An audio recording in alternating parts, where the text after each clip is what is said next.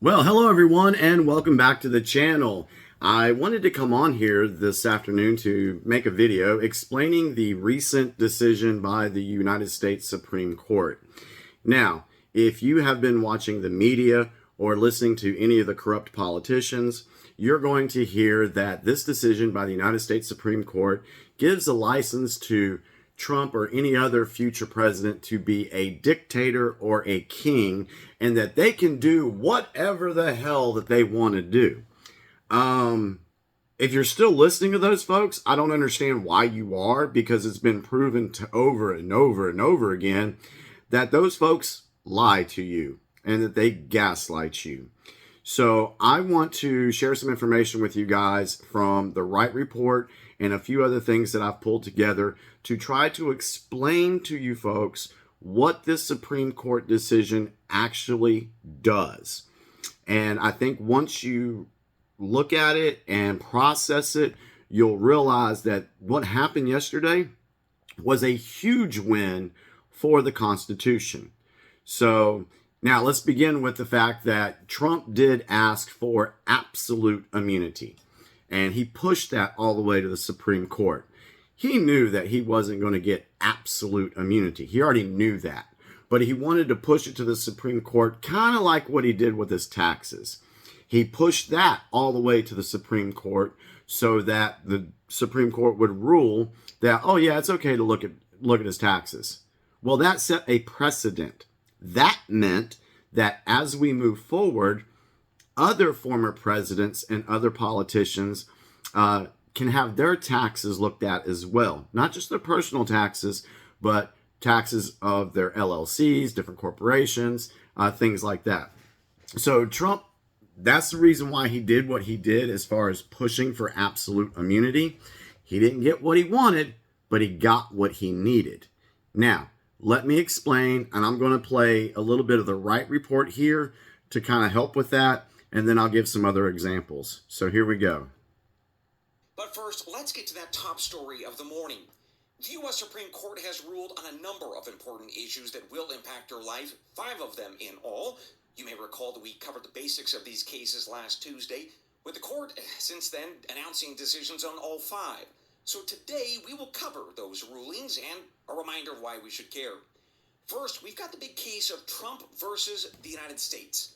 As a quick refresh, the heart of this debate is whether a commander-in-chief has presidential immunity for alleged crimes committed during their time in office. And if so, what crimes are covered and which are not? This case was, of course, about charges filed against Donald Trump, but the questions about presidential immunity were much bigger than just one man, as they would apply to all future and past presidents too. And here's what the court ruled yesterday. U.S. presidents have some immunity for some things.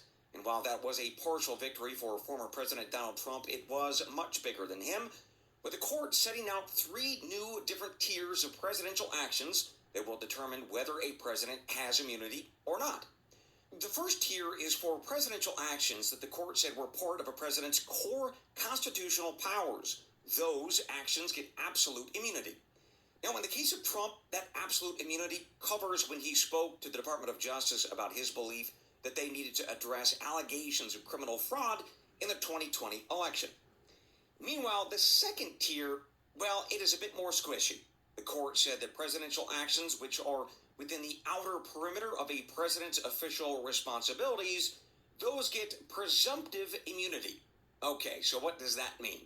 Well, for non-lawyers, it means that those presidential actions that are closely tied to those core constitutional powers, they get covered by immunity. That would include decisions about national security or the execution of laws. But making a call about what exactly falls into this outer perimeter, it's pretty squishy, and reasonable people can disagree about what falls into it and what doesn't. In other words, it will require judicial and prosecutorial discernment about whether to bring a criminal case. And that is exactly what the Supreme Court said yesterday must happen with the Trump cases. For example, the Chief Justice, Mr. Roberts, said that the D.C. court now has to re-examine whether the charges from January 6th could reasonably be tied to Mr. Trump's outer perimeter of his official presidential duties. And that is what the special counsel, Mr. Jack Smith, must now do. he has to prove that Trump acted beyond that outer perimeter. Which then leaves the third tier of actions, those taken by a president that have no reasonable or clear connection to their constitutional powers or duties. In other words, those would be unofficial acts, personal acts, and those get no immunity. So that, collectively speaking, was the ruling yesterday, with reactions mostly along party lines, and that includes within the court. Liberal justices were mortified by this decision. They said that, well, it means that the U.S. president is now really a king, totally above the law. To which Chief Justice Roberts said, well, calm down.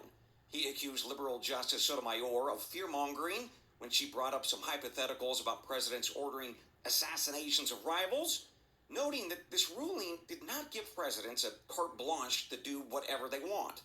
He also emphasized that criminal cases can still be brought against a president if a prosecutor thinks that they have a good case. Also, he said Congress can still impeach and remove a president if a prosecutor decides to decline charges. Finally, folks have observed that Trump, again, did not get what he wanted. He desired immunity across the board, but he didn't get it. No matter, Democrats were absolutely outraged. Indeed, Mr. Joe Biden last night held a tightly scripted speech echoing Justice Sotomayor's fear. He said that now there are virtually no limits on what the president can do. His campaign then said that the U.S. is now on a path to a Trump dictatorship. Mr. Biden's Democrat colleagues on Capitol Hill are pretty frightened and angry too. They are promising to investigate the Supreme Court and file impeachment charges against the various justices, trying to remove as many of them as possible. So to summarize, America regarding this case now has 3 tiers of presidential actions: official, semi-official, and non-official. And each of those has new thresholds for offering criminal charges. Now, in the case of those charges against Trump, he is going to face renewed scrutiny for all of his actions, but not a trial, not before November anyway. After that, he still may face one, and he could be found guilty or not guilty.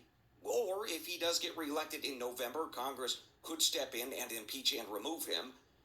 But nevertheless, we shall see what happens, and it was a big decision. And I'm going to give you my analysis and opinion about that in just a minute. But before we do, let's talk about the 4 remaining cases. Okay, so that gives a really good explanation of what the Supreme Court said yesterday. So there's 3 levels. There is official actions. That is what a president is allowed to do inside the Constitution, what the Constitution allows as presidential powers. The second one was presumptive immunity, which means that can be, whatever action is taken, that can be challenged. As long as a prosecutor feels like they have a really good case, they can take that to court and challenge the action by the president. Then there was no immunity for unofficial acts.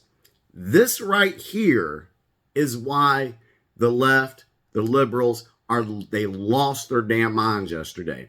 And let me give you an example of some of these unofficial acts. And you tell me if these things fall inside the Constitution and gives the president the power to do these things. For example, here's a post that I put out yesterday. It says the Supreme Court of the United States of America did not grant immunity to any president for any unofficial or unconstitutional acts, to include this dirty dozen. 1, treason. 2, pedophilia. 3, human trafficking. 4, ritualistic murders. 5, bioweapon mandates. Remember, Trump didn't put a mandate. 6, income taxation. 7, war profiteering. 8, color revolutions. 9, drug trafficking. 10, assassinations. 11, election fraud. And 12, foreign collusion. Those things do not fall within an official act of a president given them, through the Constitution. Those are the things that they have no immunity for. So I want you to sit and think, how many former presidents or former government officials have engaged in any one of those 12 categories. This is why they are freaking out, because they know that they have no immunity for these things. So, in wrap up, no, the Supreme Court did not give Trump full immunity, and he will not be a king or a dictator. That is not what happened. So if you're hearing that on the mainstream media, then please know it's bullcrap. Anyway, hope that helps explain a little bit. If you like the video, like, subscribe. Love to hear what your comments are. Go ahead and put those in. We'll be back soon to talk with you about something else. Take care. Have a wonderful day.